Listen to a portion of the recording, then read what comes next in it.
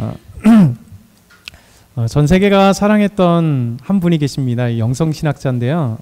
이분은 헬린 아우엔이라고 하는 분이에요. 그러니까 헬린 노엔이라고 하기도 한데, 헬린 아우엔이란 우리 신학자가 로마 카톨릭 신부입니다. 헬린 아우엔은요, 로트런담 대학교에서 이제 심리학을 가르치기도 하고, 예일 대학교에서 오래도록 영성신학을 가르치고, 또 하버드에서 잠깐 가르치셨다가, 그 인생 마지막에는 이제 캐나다로 가서 라브리 네일브렉이라고 하는 이제 연약한 이 장애인들을 섬기는 그 공동체에 들어가서 함께 아이들 또 장애인들을 섬기면서 나중에 하나님의 부름을 받은 귀한 분입니다.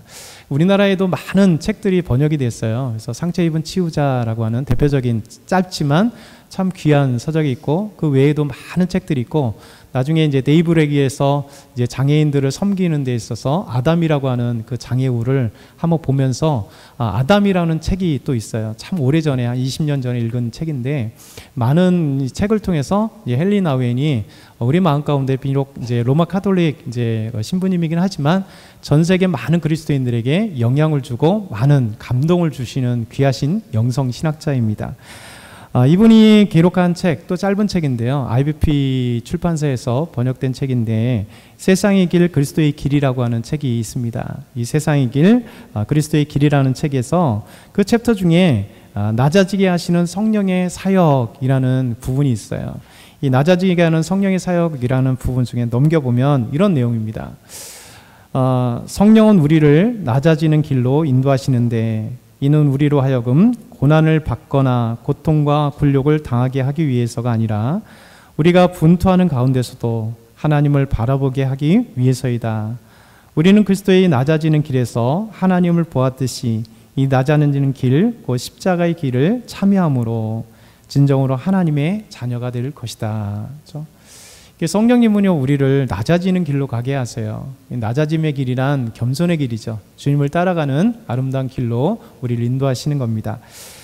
세상은 이제 낮아지는 길이 아니라 높아지는 길로 향하게 하잖아요. 그래서 많은 사람들이 더 많은 돈을 향하여, 그렇죠? 더 많은 학력을 향하여, 더 많은 권력을 향하여, 더 많은 소유를 향하여 계속해서 부단히 노력하고 달려가도록 됩니다.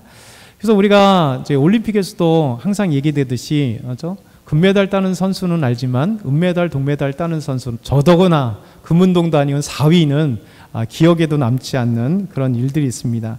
그래서 항상 이 세대는 1등만 기억하는 시대. 그래서 우리가 많은 이제 그 불평하면서 이런 얘기를 해도, 이 더러운 세상 1등만 기억하는 세상이라고 이런 얘기를 많이 하잖아요. 그래서 우리가 경쟁 사회 속에서 항상 그 1등을 향해 항상 1등만 바라보게 하는 것이죠.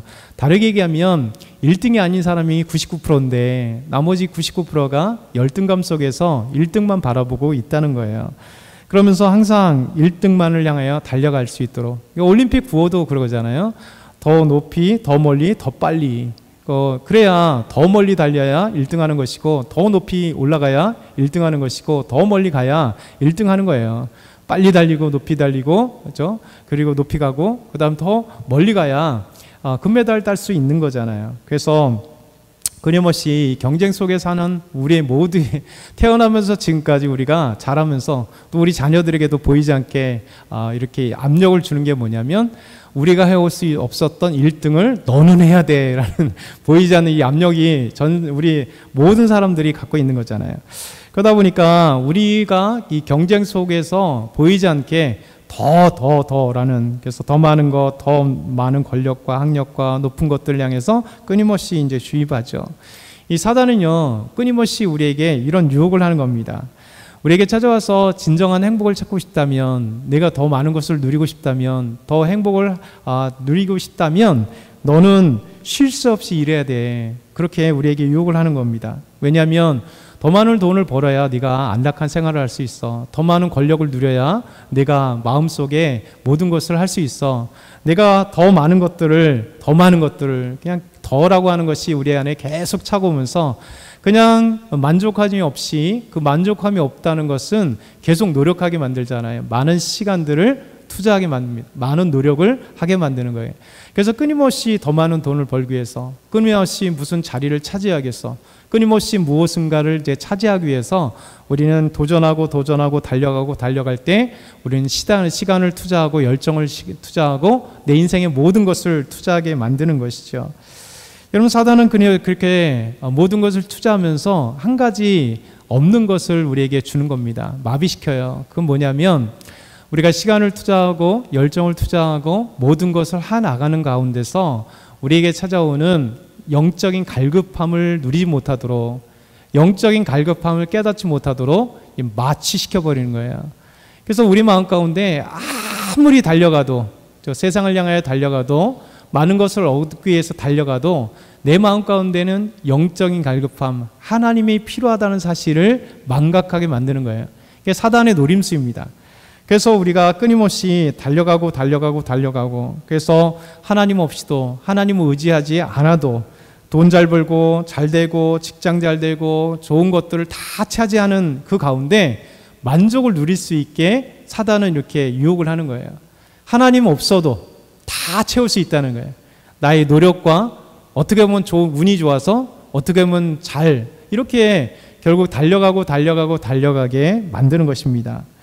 근데 어느 순간에 우리가 돈만 집착하게 달려가다가, 어느 순간에 좋은 직장을 향해 달려가다가, 어느 순간에 우리 가정이 행복하게 하기 위해서 막 달려오다가, 그러다가 어느 순간 나이가 어느 순간 들 때, 어느 어떤 상황이 딱 될 때 그때 한번 딱 깨닫잖아요. 이미 늦는 시간에 한번 깨닫는 게 있어요.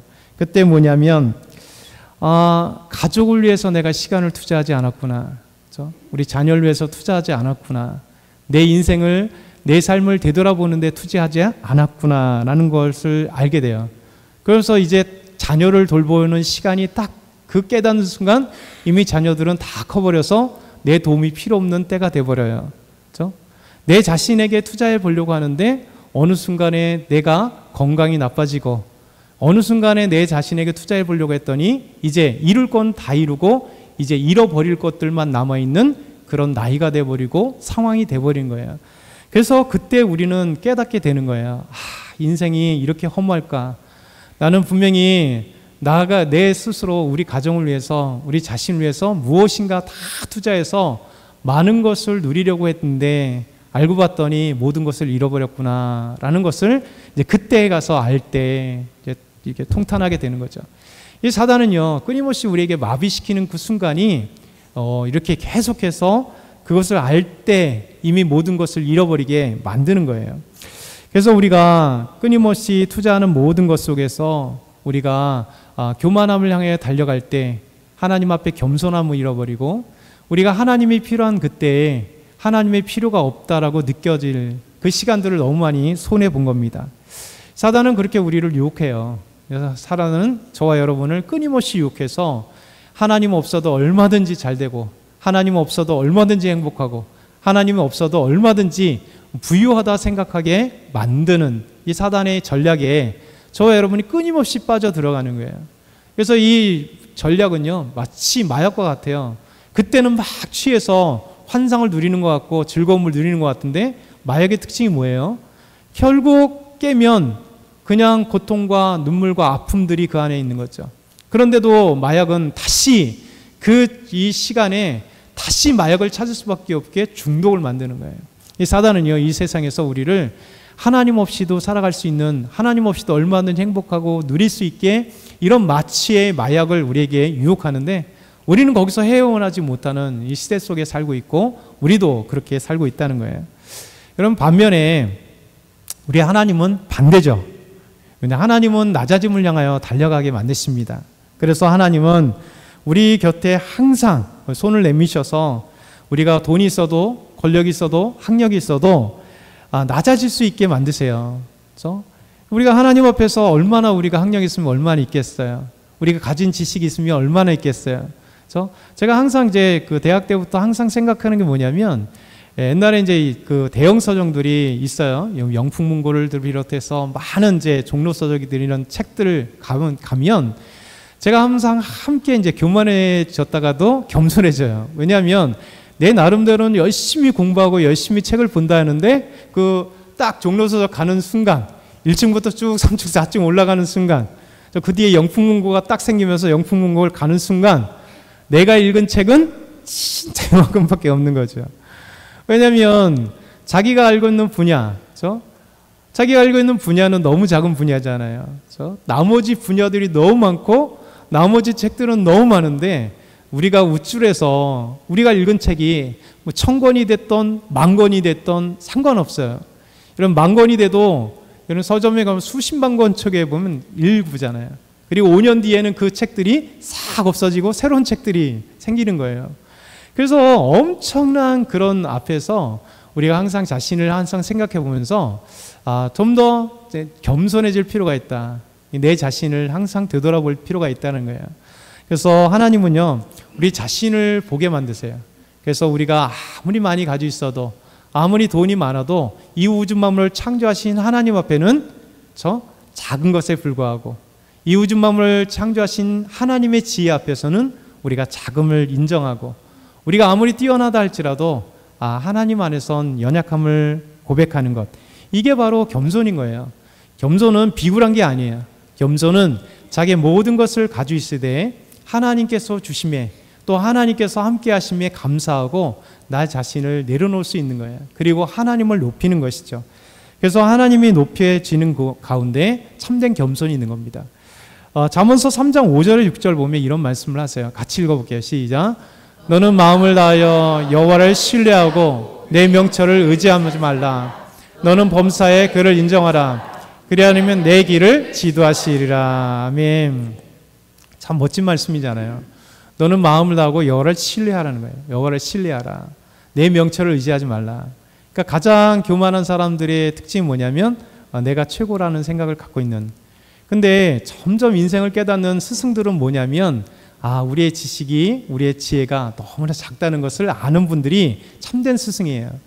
그래서 우리가 아주 우리 동양에서도 유명하신 그 지혜자들, 공자나 맹자님 이런 분들 통해서 우리나라 율곡이나 이런 많은 분들을 통해서 이게 보게 되면 그분들이 최고의 그래도 경지에 올랐다라고 할 만한 학문의 경지인데도 불구하고 그 앞에 보면 겸손하심이 묻어나오잖아요. 겸손하심이. 그래서 겸손함은 뭐냐면 내가 알고 있는 것이 작다는 것을 알고 있어요. 그래서 우리가 대학을 가면 가장 담대하게 외치는 학설을 외치는 분들이 누구냐면 가장 자신 있게 외치는 분이 누구냐면 신임 교수들, 박사학위 받아서 신임 교수들 엄청나게 막 이론을 얘기하고 자기 자신의 막 얘기하면서 남의 걸 막 비판하고 엄청나게 합니다. 근데 이제 조금씩 이제 5년이 지나고 10년이 지나고 20년이 지나면 이제 이런 어떤 교수님들의 학문 세계가 더 많은 것을 인정되면서 겸손해져요. 그래서 이제 그 서양 세계에서 개론을 이렇게 가르치시는 분들 있잖아요. 신학이면 신학 개론, 경제학이면 경제학 개론들, 정치학이면 정치학 개론들을 가르치시는 분들이 누구냐면 신임 교수님들이 아니에요. 우리나라는 개론이면 가장 쉬운 거기 때문에 그냥 신임들, 아니면 강사들, 박이 받은 사람들, 아니면 박사과정이 있는 사람들, 이런 분들 막 강의하는 거예요. 왜냐하면 너무 쉬운 것을 막 던져주는 거죠. 그러니까 막 엄청나게 얘기를 합니다. 근데 이제 서양 세계에는 더 이렇게 유럽이나 미국 같은 경우는 다는 아니겠지만 대부분의 경우는 뭐냐면 이렇게 학문 세계에서 그래도 많이 익으신 분, 많은 그 학문과 경험과 그리고 지혜를 갖고 있는 분들이 개론을 얘기합니다. 개론을. 왜냐하면 개론이 아무것도 아닌 기초인 것 같지만 그렇지 않거든요. 개론이 모든 것들을 함유하고 있기 때문에 그런 농익은 분들, 그런 교수님들이 개론을 가르치는 거예요. 그게 맞는 얘기예요. 그래서 우리나라도 많이 바뀌어야 되는데 정말 이렇게 기초가 가장 농익은 분이 기초를 가르쳐야 되는 거예요.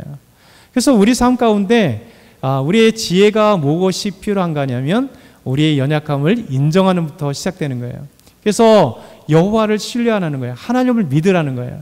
그렇죠? 하나님을 신뢰하는 거예요. 내 명철을 의지하지 말라는 거예요. 왜냐하면 우리 하나님 모든 것을 알고 계시기 때문에 우리가 그를 범사에 인정해 주면 하나님이 우리의 모든 것을 인도하시는 분을 믿으면 하나님이 내 모든 것을 알고 계시는 걸 인정하면 내 상황의 모든 것을 다 알고 계신 분을 인정하면 그렇죠? 여러분이 탐색하는 모든 길보다, 우리가 경험하고 우리가 만들어가는 모든 길보다 하나님은 너무 잘하셔서 가장 합당하고 좋은 길로 우리를 인도하신다는 거예요. 이게 믿음의 법칙이고 믿음의 길이에요. 우리 주님께서는 이렇게 겸손의 길을 우리 인도하시는 거죠. 성령님 우리를 둥글둥글하게 만드시는 거예요. 그렇죠? 우리 산천에 산에 있는 돌멩이가 떨어졌을 때 얼마나 뾰족뾰족하고 크고, 근데 그것이 이제 구르고 수천 년 수만 년의 시간들이 흐르면 이렇게 개울가로 나오고 강으로 나올 때 다 치고 해서 둥글둥글해지잖아요. 그러니까 하나님은 우리를 인생의 고난이라고 하는 이 삶의 현장에 탁 던져주면서 여기서 깨지고 저기서 깨지면서 둥글둥글한 인생을 만들어가는 거예요. 이게 지혜인 거죠. 하나님께서 둥글둥글한 인생을 만들어가는 것. 그래서 우리 주님께서는 우리에게 연단을 통해서 믿음을 통해서 더 아름다운 믿음의 사람들로, 낮아지는 사람들로 만들어 간다는 거예요. 오늘 말씀 보면 낮아지게 하시는 성령의 사역이 있습니다. 같이 한번 읽어볼까요? 지금 시작.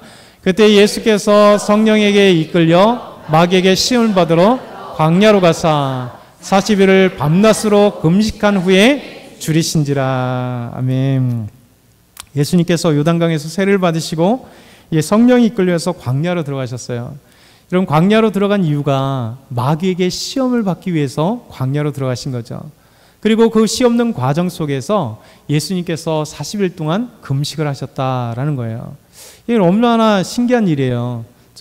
성령의 역사하심에서 세례를 받으시고 하나님이 말씀하시고 성령이 임하시고 성자 예수님께서 여기 계시는데, 구원의 사역의 시작이면 지난번에 얘기한 것처럼 엄청난 일들을 해야 되는 게 분명하고, 엄청난 사람으로 나가는 게 분명한데, 오히려 성령님은 예수님을 이끌어 가시는데 광야로 이끌어 갔어요.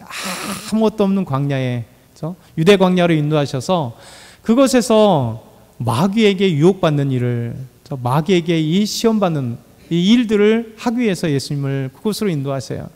그러면서 거기서 잘 먹고 잘 운동하면서 유혹받는 게 아니라 금식하면서 유혹을 받는다는 거예요. 40일 동안. 여러분, 금식한다는 게 뭐예요? 아무것도 먹지 않는다는 거잖아요. 이 먹지 않는다는 게 뭐냐면, 금식 기도한다는 건 뭐냐면, 우리가 먹어야 사는데 우리의 생명의 주관 대신 하나님을 신뢰하고 기도한다는 거예요. 내가 먹지 않고 기도한다는 건 뭐냐면, 내가 먹으면서 에너지를 충족해서 얼마든지 일할 수 있는 것들을 내려놓는다는 거예요. 그래서 내가 점점 금식하면서 연약해짐에도 불구하고 그 연약해짐을 통해서 오히려 나보다 강하신 하나님 만나고, 날 인도하시는 하나님 만나고, 나의 구원의 하나님을 만남으로 나는 점점 낮아지고, 점점 안 먹으면 안 먹을수록 우리는 육신적으로 또 정신적으로 연약해지잖아요. 그런데 그 연약함 속에 우리 하나님은 점점 커지는 거예요. 나의 작아짐을 통해서 오히려 하나님은 점점 커지는 거예요. 그래서 우리 하나님이 내 안에 가득 차게, 우리 하나님만을 의지하게, 하나님만을 붙들게, 그래서 금식하는 거예요.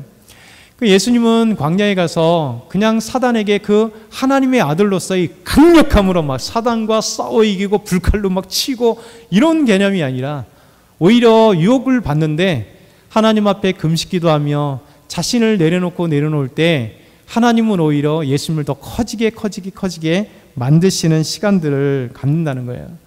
우리가 영광이 아니라 오히려 광야의 그 길로 인도하셔서 유혹의 길로 가서 자신을 낮아지게 하심으로 오히려 하나님께서 예수님을 영적으로, 예수님을 더 믿음으로 하나님 앞에서 커가게 만드시는 하나님의 놀라운 은혜라는 거예요.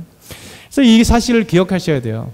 우리 하나님이 여러분에게 찾아오셔서 우리에게 은혜를 주시고 하나님 인도하시고 함께 하시는 삶의 현장들이 있잖아요. 뜨겁게 기도할 때 눈 뜨면 오히려 더 사단의 유혹이 찾아올 수 있다는 사실을 기억해야 돼요. 은혜 충만하게 예배드리고 가면 우리에게 사단의 유혹들이 우리에게 찾아오는데, 우리가 그 유혹이 잘못된 유혹이 아니라요, 하나님은 오히려 그 유혹의 현장 속에서 금식하게 만드시는 거예요. 나는 낮아지고 하나님이 커질 수 있도록. 사단은 우리가 이길 수 있는 존재가 아니잖아요. 그럼 누가 이길 수 있습니까? 하나님이 이길 수 있잖아요. 그래서 사단의 유혹을 이길 수 있는 힘은 우리의 능력과 힘이 아니라, 우리의 지식도 아니고, 우리의 어떤 가지고 있는 것도 아니고, 그냥 하나님이 이길 수 있음을 신뢰하고 나를 내려놓은 채 하나님을 신뢰하고 하나님의 능력과 하나님의 힘으로 이길 수 있는 것, 그런 거예요. 이 사단은 끊임없이 우리에게 찾아와서 보이지 않게 우리에게 하나님을 신뢰하지 않도록 불평과 불만과 원망이 우리 안에 가득 차게 만드는 거죠. 이 세상은 모든 것이 그렇잖아요. 이 사단이요, 없어서 불만이 아니에요. 그렇죠? 없어서 불만이 아닙니다. 여러분이 하루 세 끼를 없어서 불만이 나요? 뭘 먹고 사느냐, 어떻게 사느냐, 집이 없어서 살 곳이 없다라고 얘기하는 아니에요. 우리는 대부분 다 가지고 있음에도 불구하고 아까 얘기했듯이 사단의 그 유혹대 채워지지 않도록 좀 더 많은 것들을 생각해 보니까 가지고 있는 것이 적다고 느끼는 거예요. 내 자리가 낮다고 생각하는 거예요. 그렇죠? 나는 사람들과 비교해서 끊임없이 무엇인가 없다고 느껴지게 만들면서 그래서 그걸 차지하기 위해서는 더 많은 노력과 더 많은 시간과 더 많은 열정을 여기에 쏟아부어야 된다라고 착각하게 만드는 거예요. 근데 지나보면 아까 얘기했던 것처럼 어느 순간에 우리가 그 결말을 이게 아니었구나 깨닫는 순간 되돌아갈 수 없는 시간들을 이미 보내버린 거죠. 그래서 주님은 우리에게 말씀하세요. 사단은 끊임없이 우리에게 없는 것을 보게 만들고 불평하게 만들고 원망하게 만든다. 그렇죠? 우리 자신을 한번 잘 생각해 보세요. 옆에 계신 분 한번 보시죠. 이제 다 충만하신 것 같죠? 다 있는 것 같죠? 안 그렇습니다. 다 있는 것 같은데 이 사람은 항상 자기의 부족함을 보이지 않게 다 여기 안에서 갈등하고 있어요. 근데 우리가 하나님으로 충만하다는 게 뭐냐면 우리 주님께서 우리에게 모든 것을 채워줄 수 있다는 것을 믿기 때문에 나의 부족함을 하나님이 채워주신 걸 알기 때문에 오히려 감사하고 기뻐하고 아멘으로 하나님께 나아갈 수 있는 것, 우리 주님께서 말씀하시는 겁니다. 이 사단은요 이제 금식하고 연약해져 가고 있는 예수님께 찾아와서 무엇을 유혹하냐면 예수님께 찾아와 뭐라고 얘기냐면 돌로 떡덩이가 되게 하는 거예요. 빵 만들어 먹으려는 거예요. 여러분 생각해 보세요. 배고픔이라는 게 얼마나 힘든지 아시죠? 한 끼 안 먹으면 되게 힘들잖아요. 두 끼 안 먹으면 더더욱 힘들잖아요. 하루 안 먹으면 무지하게 힘들어요. 그래서 엄청나게 힘듭니다. 예수님도 40일이나 금식하셨단 말이에요. 40일 동안. 유대 광야에서 이글거리는 태양에, 유대 광야에 가보면 나무 하나 없어요. 그러니까 거기에 그냥 지글지글하는 태양, 밤에는 그 추위, 그냥 짐승들의 울부짖음, 거기 속에서 40일 동안 계시면서 아무것도 안 먹고 금식하며 하나님과 사투를 벌이는 이 예수님께 사탄이 다가와서 유혹하는 게 뭐냐면, 가장 유혹이 뭐냐면 빵을 만들어 먹으라는 거예요. 그렇죠? 이게 배고픔의 사람들의 유혹이에요. 대부분 다 배고픔 속에서 죄가 일어나잖아요. 왜냐하면 해결할 수 있는 방법이 없기 때문에. 여러분 잘 아는 빅토르 이고라는 분이 쓴 소설 아시죠? 레미제라블. 레미제라블에서 장발장이라고 하는 분이요. 7명의 배고픈 이제 조카들을 보면서 저 빵을 살 돈이 없으니까 빵을 훔치잖아요. 이것 때문에 19년이라고 하는 형을 받게 돼요. 여기서 우리가 생각해 보는 거 있잖아요. 인간의 나약함이란 죄로 향하게 만드는, 사람들이 없기 때문에 무엇을 훔치고 사람들이 무엇이 없기 때문에 범죄로 나가잖아요. 그러지 않는다면 뭐 훔치겠어요? 아니 정치인들도 그렇잖아요. 더 갖기 위해서 정치자금이라고 하는 이 불법을 행하는 거고요. 더 가기 위해서 남을 쫙 하고 하는 거죠. 없어서가 아니라 더 갖기 위해서 범죄로 나가게 만드는 거예요. 근데 예수님도 만약에 우리 일반적인 것 같았다면 예수님은 가장 유혹의 현실 속에 넘어지게 돼 있어요. 그렇죠? 40일이나 금식했잖아요. 아무것도 못 먹고 40일 동안 그 힘든 육신 가운데, 정신 가운데 사단의 유혹이 얼마나 쉬운 유혹이겠어요. 와서 4장 3절에 이렇게 말씀합니다. 같이 읽겠습니다. 내가 만일 하나님의 아들이거든 명하여 이 돌들로 떡덩이가 되게 하라. 그렇죠? 첫 번째 유혹이 뭐냐면 하나님의 아들이거든 명하여서 이 돌들 갖고 빵 만들어 먹어봐. 그렇죠? 그런 거예요. 여러분 지금 예수님이 어떤 분이에요? 하나님의 아들이시고요. 그리고 세례를 받을 때 하나님께서 너는 내 사랑하는 아들이라고 하나님이 명령하시고 성령 하나님 임하셨단 말이에요.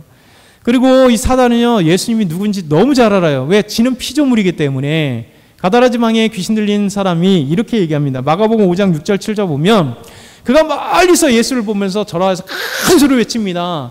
지극히 높으신 하나님의 아들 예수여, 나와 당신과 무슨 상관이 있기 때문에 지금 나를 쫓아내려고 합니까? 이런 얘기예요.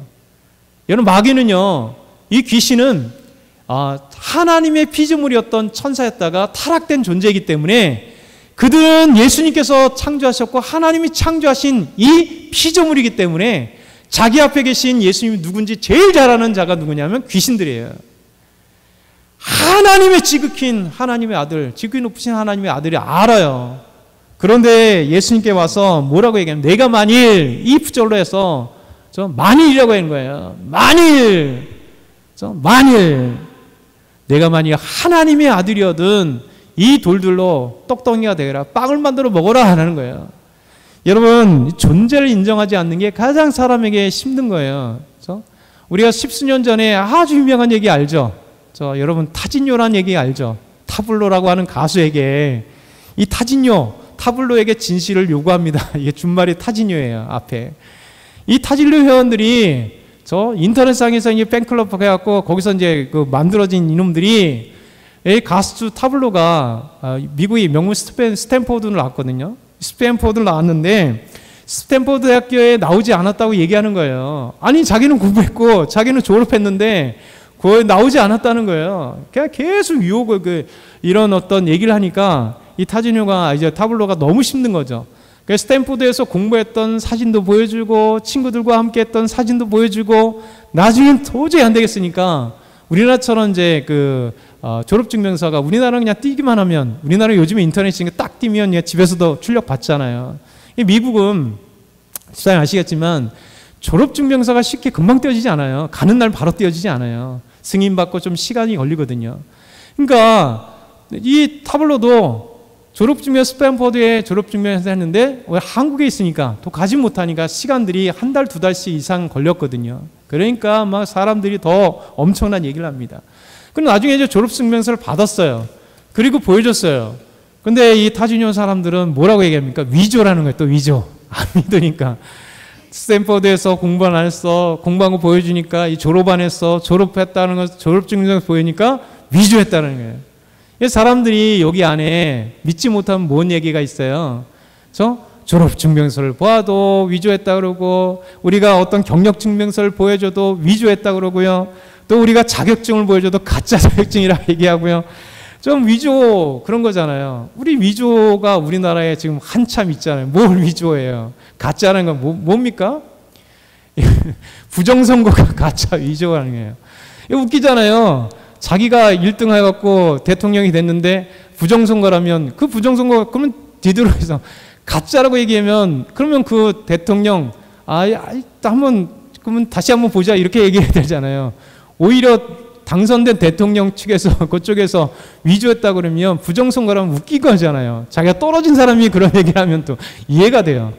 그러니까 우리나라에는 많은 사람들이 믿지 않는 게 이 사단의 이 전략인 거예요. 이 사단의 전략이 뭐냐면, 예수님께 와서, 여러분, 이 사단을 창조한 자가 누구냐면 예수님이세요. 이 마귀는 예수님 누구신지 존재를 너무 잘 알아요. 근데 뭐라고 첫 번째 와서 유혹을 하냐면, 내가 만일 if 진짜가 아니라는 거예요. 만일이라면. 여러분, 이것이 얼마나 우리에게 얼마나 힘든지 모릅니다.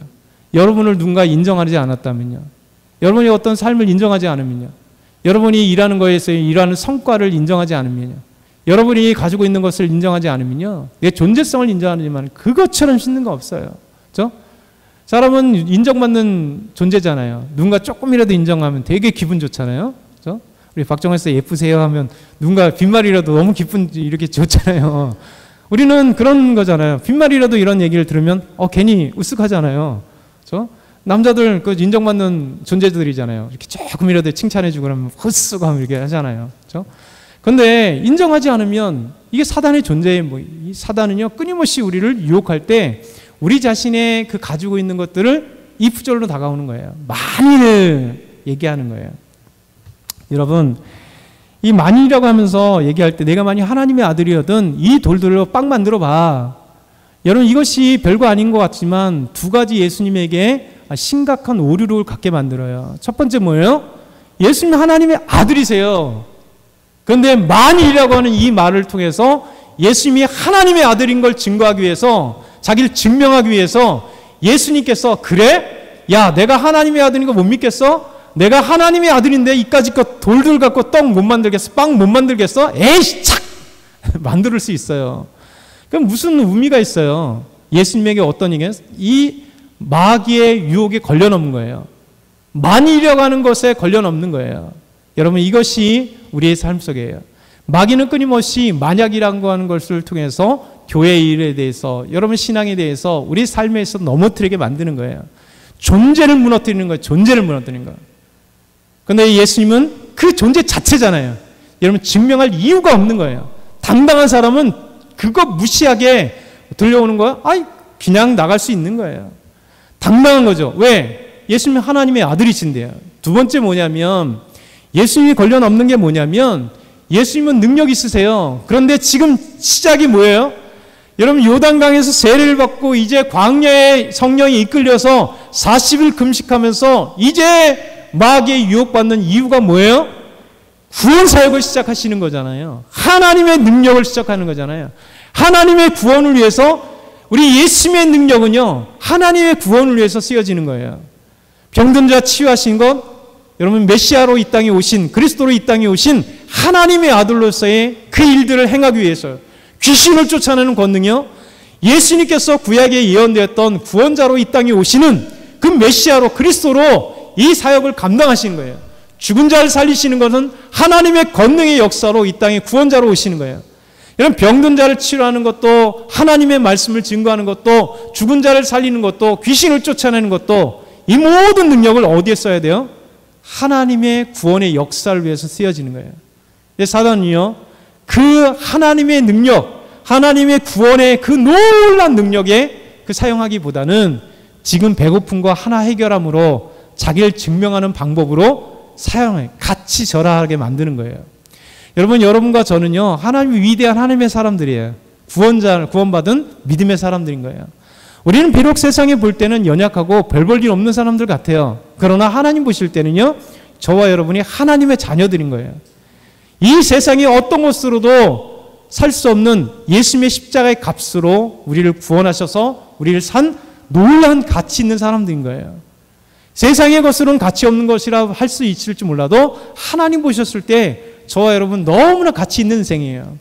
그래서 우리의 섬김이나 우리의 정말 능력을 세상에 가치 없는 것, 여러분 주님의 능력을 가지고 없어도요, 우리 얼마든지 먹고 사는데 우리의 실력으로 갖고도 얼마든지 먹고 살 수 있고요, 얼마든지 세상의 권능을 갖고 있고 어떤 지혜에 올라갈 수 있어요. 겸손한 자는 그러나 하나님을 신뢰하며 하나님의 능력을 힘입고 나는 작아지되 내 안에 하나님이 커짐으로 하나님이 위해서 우리의 능력이 하나님을 위해서 쓰여지는 거예요. 우리 교회 공동체의 아름다움을 위해서 쓰여지는 거고요. 예수 그리스도의 십자가의 복음을 증거하는 아름다운 능력으로 나의 작은 물질과 나의 작은 체력과 나의 작은 어떤 지식과 나의 작은 어떤 것들을 하나님 앞에 귀하게 사용되어지는 거예요. 귀신은, 이 사탄은요, 이렇게 우리를 유혹하게 만들어요. 그렇죠? 그래서 우리가 나아가야 될 건 뭐냐면, 정리해 보면 그거예요. 사탄은 끊임없이 우리를 주님을 바라보지 못하도록 이 세상을 바라보면서 우리의 채워질 수 없는 것을 세상에서 채울 수 있도록 우리 좀 더 달려나가게 만드는 거예요. 그래서 우리를 겸손의 자리가 아니라 교만의 자리를 가서 우리에게 저 연약한 부분을 탁 치면서 우리의 존재 목적에 내가 만일이라고 하면서 우리를 유혹하기 시작하는 거예요. 정말 그 권능에 사용될 그 능력을 하찮은 것에 바라보게 만드는 거예요. 그래서 오늘도 저와 여러분이 이 말씀을 좀 기억했으면 좋겠어요. 우리는 끊임없이 넘어지잖아요. 끊임없이 우리는 낮아지는 사람이 돼야 돼요. 그래서 이 말씀 오늘도 기억하면서 이 시간 한번 주여 바로 부르짖고 오늘 주신 말씀을 기억하면서 하나님 앞에 간절히 한번 같이 기도하겠습니다.